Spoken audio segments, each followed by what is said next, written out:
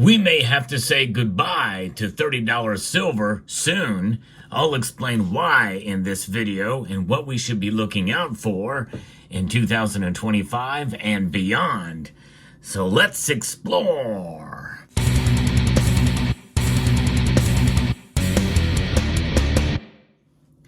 Overall, in the coming year and beyond, I am bullish overall on the metal. I think its price is going to rise up and continue to move in that northerly direction, at least to protect us against inflation.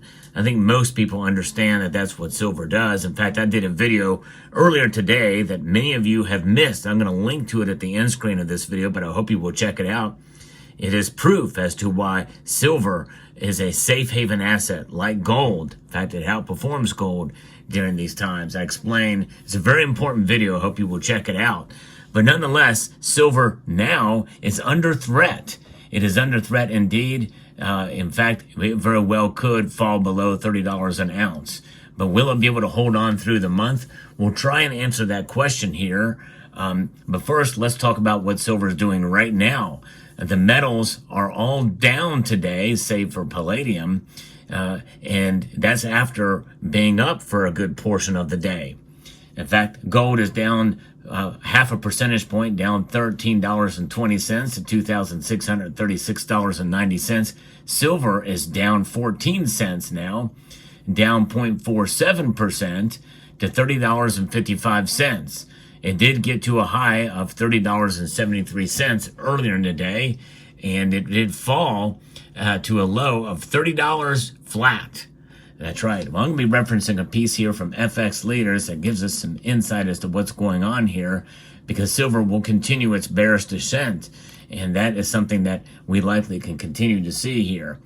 It remains trapped within a descending channel, signaling ongoing downward pressure, with a pivot point at $30.55, now acting as a strong resistance level. And that's exactly where we are at right now as I record this video.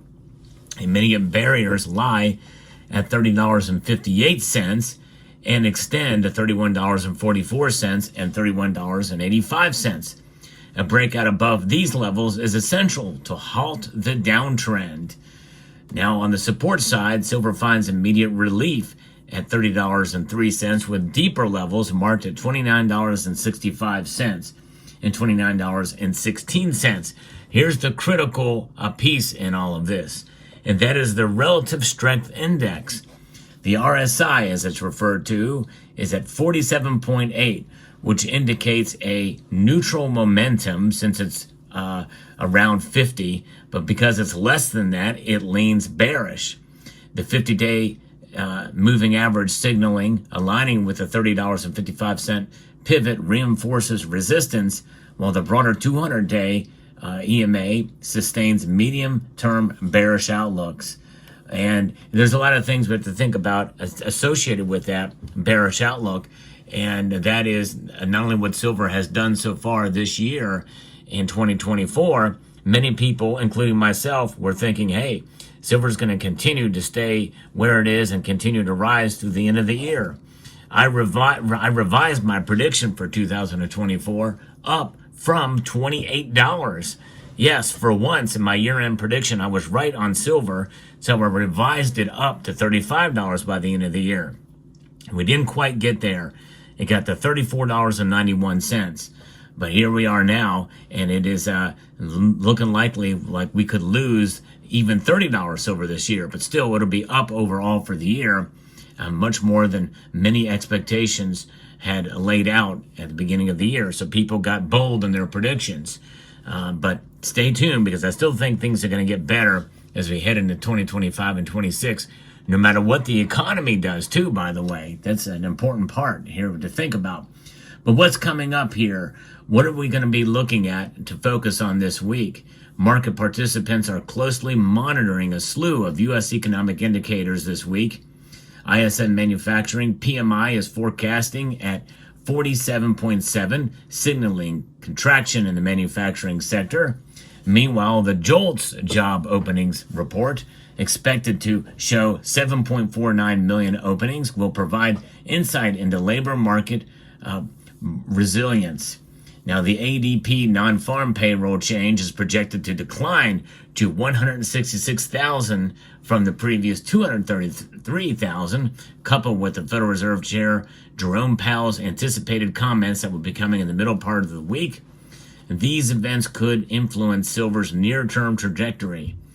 Investors are also keeping an eye on Friday's non-farm payroll report, forecast at 202,000, and the unemployment rate, which is expected to tick higher to 4.2%. Yes, that means that likely they're going to cut rates a quarter point coming up on December the 18th. But when we think about that, we think about low silver prices. Well, that means that it's a good idea to look at other options that are out there. And the First Mint has sent to me this 1 ounce Buffalo round. It is a more of a modern take on the Buffalo round, with a front-facing profile of a chief here, an Indian chief. Very nicely done by First Mint.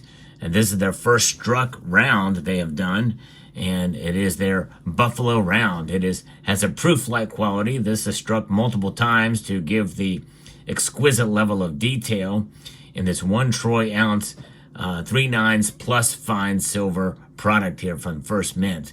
Very, very nicely done.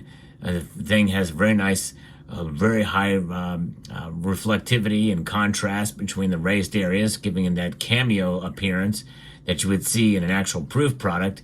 And this very nicely done, evenly struck, reeded edge silver round, a modern take of the silver buffalo. So very, very nice to have that they sent along for review. But one thing for sure is we can expect further volatility in the silver market no matter what happens. And this is going to continue through probably the end of this month. But I'm thinking that we're probably going to see silver fall below $30 an ounce. I think it's going to crack on through there because of the RSI. That's in the short term. Now, usually in December, at least from what I can ascertain and from what's been reported in the past, I've not really paid very close attention to it, but typically December is a weak month for precious metals. I tend to kind of just lay low for this month. There's not a lot going on because of the holiday season and the like. So it's very likely we could see it kind of just hang around where it is now, maybe fall a little bit more. And so declaring victory on silver for the end of the year, I think if we could see it stay above $30 an ounce, that would be great. But even if it falls a little bit below that, it's not the end of the world, because we've got next year and the year after. And you know what is going to continue to happen even with the new president? We're going to still see the repercussions of what they've been doing over the last few years with all the spending and the like. And even if Doge takes effect, and that can move quickly, we still got a huge debt. We still got inflation we got to deal with and bring that under control. It's going to take a while, folks. And this is hurting us because of all the money that's been printed, and they're spending a whole lot more. Biden is trying to squeeze in more billions and billions of dollars to send to Ukraine before his term ends, and other spending measures and the like. And so therefore, we have to keep that into account and understand that we're going to be, we could still even see a recession come in 2025. But even if we don't, I still think that silver's price, with demand and economic boom that could be happening, even if it happens quickly, means more demand for silver. More demand for silver is going to mean probably higher prices for silver. But silver is a complex market, and a lot of different factors can sway it one direction or another from one day to the next and 1 week to the next. You can have really good demand for silver, and other areas and factors in the silver market are very bearish for the metal. So those are things we have to keep in mind and consider as we look through this. Silver's current technical setup suggests a continuation of the bearish trend unless key resistance levels are breached. And that's where the pivot could be at $30.55, which is where we are at right now. We're at the fulcrum of it right now, with further hurdles at $30.58 and $31.44. And then the support levels is at $30.03, followed by that $29.65 level, as I mentioned, and $29.16. A decisive move above $30.55 could indicate the start of a recovery but failure to hold current support may accelerate selling pressure towards this $29.65 level. So with this week's calendar being packed with economic data coming out, with high impact events, volatility in silver prices is expected. But largely, they think that it's probably going to head downward, at least in the immediate term, medium term, maybe even through the end of the month. And but I think 2025 is going to look better. But it doesn't look like my prediction of $35 is going to happen. We came close fairly recently to $34.91, 9 cents off. But at least my year-end prediction originally for silver at $28 did come to pass. But as that occurred, well, people were more bullish on silver and were making bigger and bolder predictions. And I kept mine relatively in line. So we'll see how it plays out. So let me know what your thoughts are in the comment section down below. And I hope you enjoyed content like this. This is what I do. I like to bring you the latest news in the world of precious metals. So if you like what I do here, press that like button. Thumb up this video if you don't mind. It helps the channel, the algorithm. Post a comment too, even if it's something like Salgorithm Food or something to that effect. And also, again, check out this video at the end screen about proof. Very important video, proof as to why silver is indeed a safe haven asset.